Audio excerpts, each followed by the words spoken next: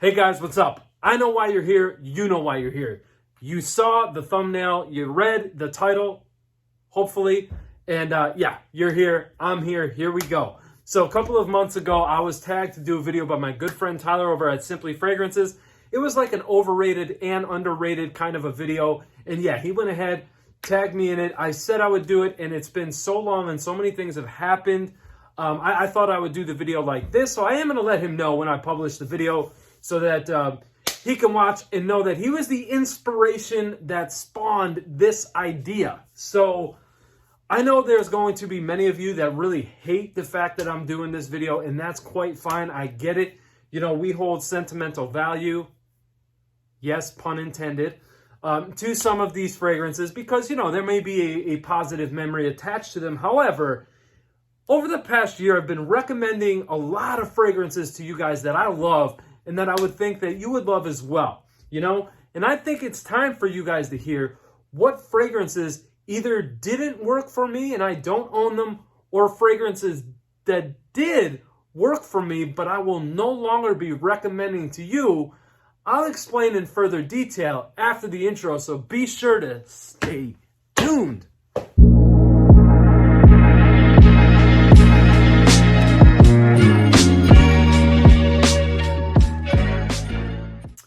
All right, guys, we're back. I appreciate it. I'm going to do my best not to poo-poo all over these brands, all over these fragrances. As I said, I know many of you out there are going to love these and hate me for doing something like this. But hey, love me or hate me, I will be here because I got that thick skin. Ow.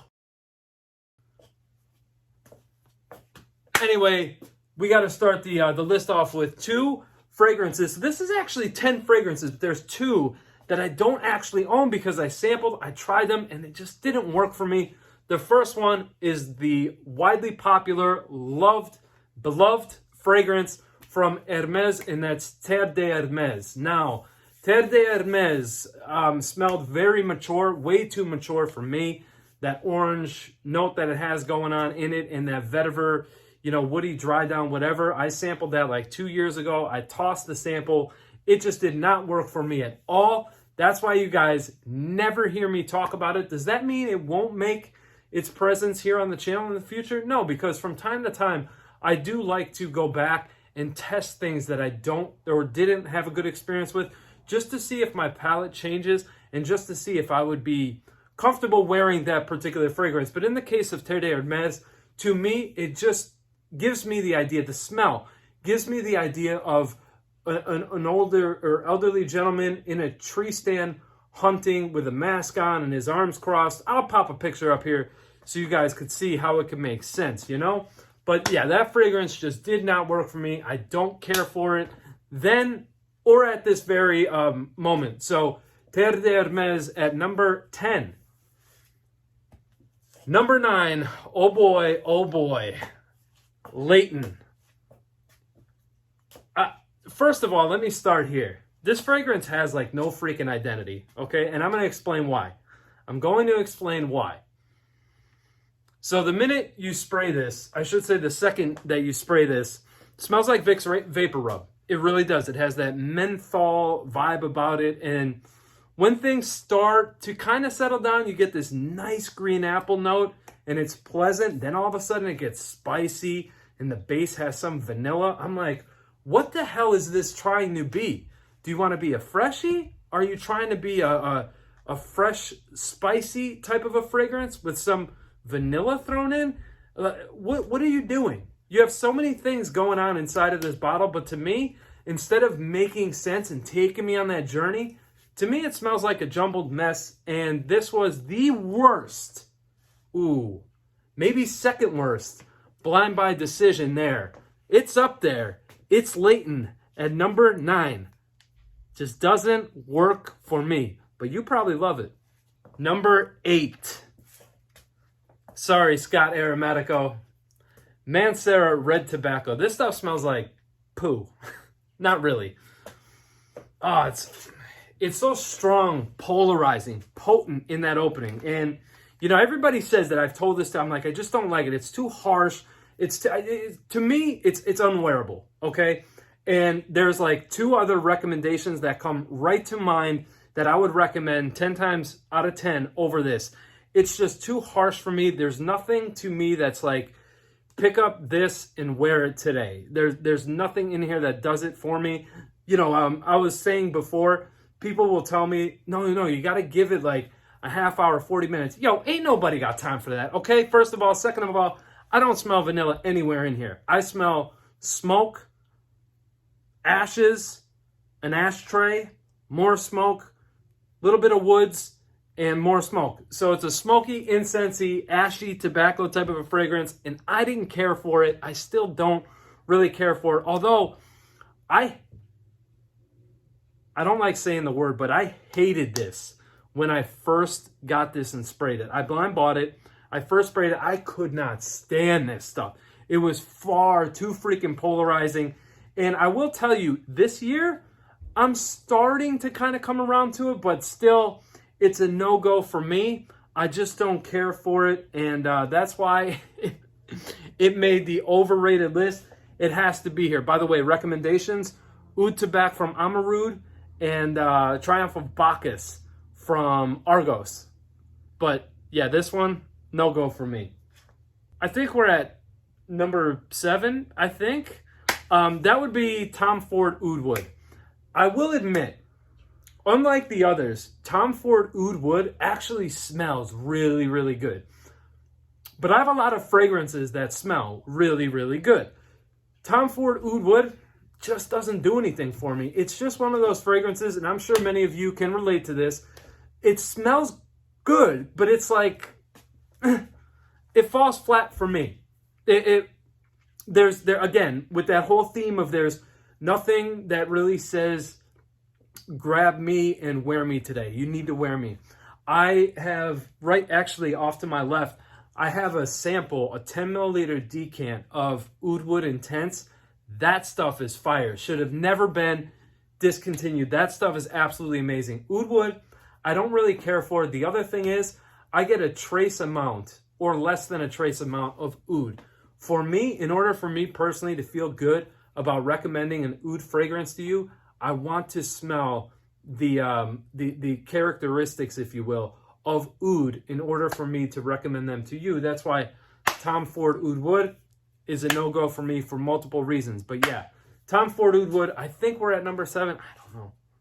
Yes, I did confirm. Number 6 is going to be Bergamote 22 from Labo. Now, what I will say, if you ever smelled natural bergamot, okay? Real natural bergamot. This is, a lot of people have said, I don't want to call it the most photorealistic bergamot fragrance because I haven't smelled hundreds and hundreds of bergamot fragrances out there. So we'll go with the common theme. Most people will say this is the most authentic bergamot fragrance there ever was or still is available on the face of this earth. Okay, I'm just going to go ahead and agree with that. This smells fantastic. There's no denying that. I love the way this smells. This is one that I would probably continue to recommend, actually, because people should experience this. For me, it comes down to the performance of this fragrance. It has zero longevity, zero projection. Matter of fact, if you want to smell this, that's about how many times you need to spray your clothes and your skin too for it to, there we go. Now we get the more lively. There's other stuff in here too. There's petitgrain, a whole bunch of other notes, but this video is not about notes. It's really for me just to talk about fragrance and why I just don't care for them. But this one is because of the performance plus the price. I think this is somewhere in the neighborhood of $280. Really cool though. At least you get to customize the bottle. So you could see right there, Calisgroomroom. I did have this customized through the website. So at least I have that. Does this stuff smell fantastic? It does. The performance is terrible, not justifying the price point there. So I'm going to have to go with the hard pass on that one. That concludes part 1 of this episode. Now let's go to part 2. The reason why I think these fragrances are overrated now, even though I've heavily recommended both of these, is because, in my opinion, and there's actually a lot of opinion on this, is that they've been reformulated, right? So a lot of people are saying, or, you know, there's a conspiracy theory, if you want to call it that, about these two fragrances being discontinued. So maybe it is, maybe it isn't. I don't know, but this one hurts. Acqua di Gio Profumo. So this is my backup bottle. I don't know if you guys could see the juice level there, but I've used it a bunch. I've worn it a bunch. I've talked about it a bunch. Actually, too much. There's a lot of rumor too that this has been discontinued. At first I was like, no, why did you do that? Then I wore it again and I'm like, this is friggin' boring. I don't get the same rise out of wearing this fragrance as I used to. And I think it's been reformulated. This, to me, doesn't have the power it used to. It has that same great, attractive, sexy smell, you know, with that kind of earthy, dry down, mixed with that Acqua di Gio, DNA there.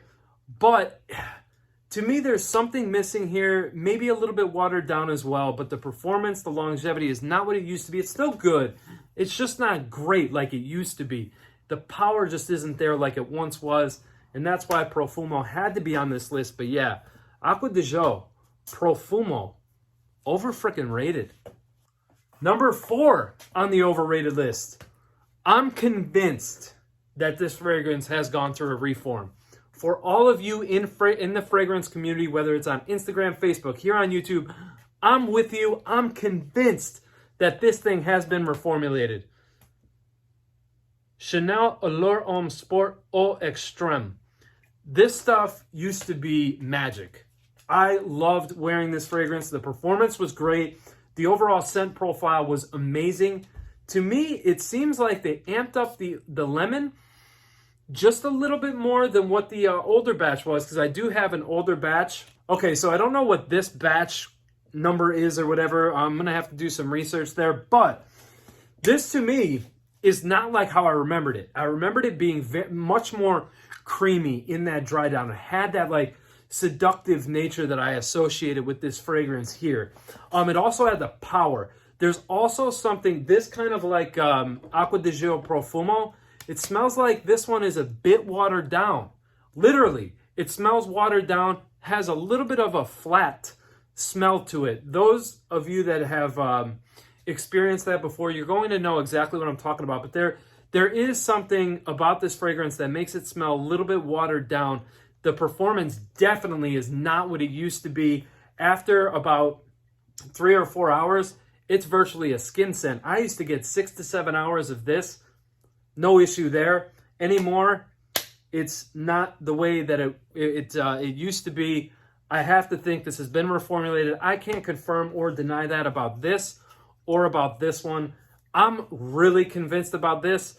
Not so sure about this one. I'm starting to lean the way like where I'm convinced, but I don't know about either one of these, but there is something not right about this. There's something not the same as I remember this one. I know I don't have the greatest memory, but when it comes to scent, my memory is pretty damn good. But no, this one, I'm with you guys. I think it's been reformulated too. All right, so that's part 2 of this video. Part 3 is going to be overrated in the sense that you could smell like these in a much more affordable way, right? So obviously I'm alluding to there's a slew of clones out there. There's even a clone of this fragrance that a fragrance house actually kind of formed their brand based around this fragrance. I'm talking about Aventus. I have next to nothing left of this. One more wearing is what I'm going to get out of this, and it's going to be done. My girlfriend, I brought this upstairs to her so she could smell it this morning. She asked me what I was going to do. I said I'm going to have to re-up on the bottle because I really do enjoy this. Is it overrated in the way that there's 600, clones of this, and you could smell like it if you really want to in a much more affordable way? Because even on discounters, you're still going to pay upwards of around $300. Sure, definitely. But I'm not going to stand here and deny the fact that this still doesn't smell great, because it does.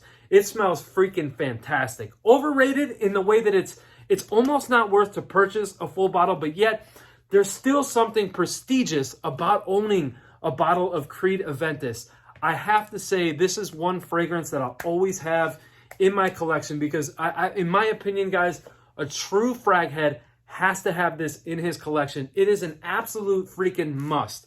It had to be in this video because there's so many different ways to smell just like it without investing your hard-earned money in it. And let's be honest here. I'm sure Creed is going to buy cheaper ingredients, and they're going to even weaken the performance of this more than recent iterations of this fragrance, and increase the prices as well at the time of this recording. But to me, it's still a must. Again, overrated in the way that there's 7 million ways to smell like Creed Aventus. Yes, I know I keep increasing the numbers, but that's because there's 3 million dudes in their basement right now trying to clone this fragrance, and they're probably wearing boxer shorts, a t-shirt, a cowboy hat, and sandals. Why they're dressed like that, I have no idea. That's just the image that came into my mind.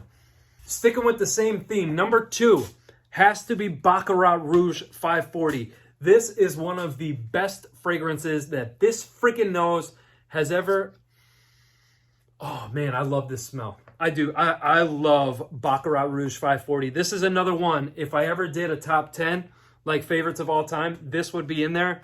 Love the way it smells. But again, just like Creed Aventus, there's 7 million different ways to smell like Baccarat Rouge 540 without spending the $250 to $300+ that you will invest in a bottle of Maison Francis Kurkdjian Baccarat Rouge 540. However, I still love it. Do I recommend it to you?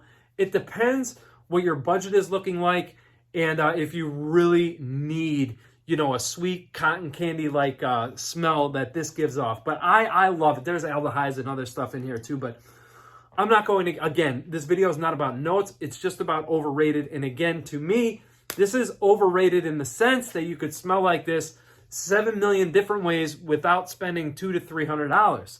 So that's that. Baccarat, number 2. Number 1 on this list, the fragrance doesn't piss me off as much as their customer service and how it is. What the is going on with Xerjoff? I just recommended Coexistence 2 days ago. 2 days ago, I recommended people to go out and sample it, go out and try it. And then yesterday, I did the worst thing you could possibly do. I was scrolling through Instagram and I came across something that floored me. Oh my God. Somebody, basically the long and short of it is, there's somebody has a leaky bottle, which leaky bottles from Xerjoff has been a thing. So I don't know if the brand is not aware of it or not, but this person wasn't the first person in the world to say something like this. And look, I get the hesitation because as a brand, like if I'm thinking, because there's oftentimes in the type of business that I'm in, I have to think like the owner or the CEO of my company and think what would they want me to do and then make a decision. And I could either not really pay for it, but I could get scolded later on, or I'll be, you know, rewarded with a attaboy. Now, when it comes to Xerjoff, I get it. There may be some hesitation because you're like, well, we've been burned in the past. But to sit there and make up 18,000 excuses why you can't replace a bottle, that's a bunch of crap. That is not customer service. Customer service is figuring out ways to say yes after you've figured out that there is a legitimate problem and a legitimate concern. So once you've identified that this concern is legitimate, it needs to be taken care of in a professional manner. And let me say this, just in case somebody wants to, you know, send this to one of the fanboys or the brand themselves, because I have nothing but great experiences with the brand. But I want to speak out on it because why the hell shouldn't I, right? So I would say this. If this was any other niche hobby, if this was a beard product company, if this was a hair care company, they'd be done. They'd be done. One post like this would cripple a small artisan, just to make that clear. Or wet shaving even. One post like this, where a brand was trying to figure out a way to say no, instead of trying to come up with a solution, identify and help out this customer, those artisans would be shamed almost to the point where they would be completely done. Their business would be destroyed because of word of mouth. Neo. I bought this because I needed to complete the Shooting Stars collection, right? So Neo, this bright, fresh citrus fragrance. It's a little green. Yeah, I'm a little pissed off still. Is it great? No, it's not. It's good. I'll give it that. Is this the 10 out of 10 that everybody says it is? No. Is it powerful for a citrus dominant fragrance? Absolutely. No denying that. It's not a 10 out of 10 like explosion that a lot of people seem to think it is. It's definitely good. Is it great? No. Is it a masterpiece? Absolutely not. It's a good fragrance. I just think it's overrated. And that's my opinion. And I think Xerjoff needs to shake up their customer service because it's no bueno, folks. It is no good. They really have to do a 360 and turn that thing around. I hope this video didn't piss you off too much. If it did, you could leave me a thumbs down because I love those too. Either way, you're still helping the algorithm. So even though you're trying to hate on me, I appreciate you. Hit the thumbs up if you like the video, guys. Subscribe, comment below. I want to hear your thoughts. I'm interested in seeing those comments because there's a good chance based on your feedback, I will be coming here to do a part 2. So there are some fragrances that you think of that triggered your brain that I left out of this video. So go ahead, comment below. Let me know what you think, and maybe we'll come back for a part 2. Don't forget to hit the notification bell so you don't miss out on any future content. I love you guys. Peace. Have a great day.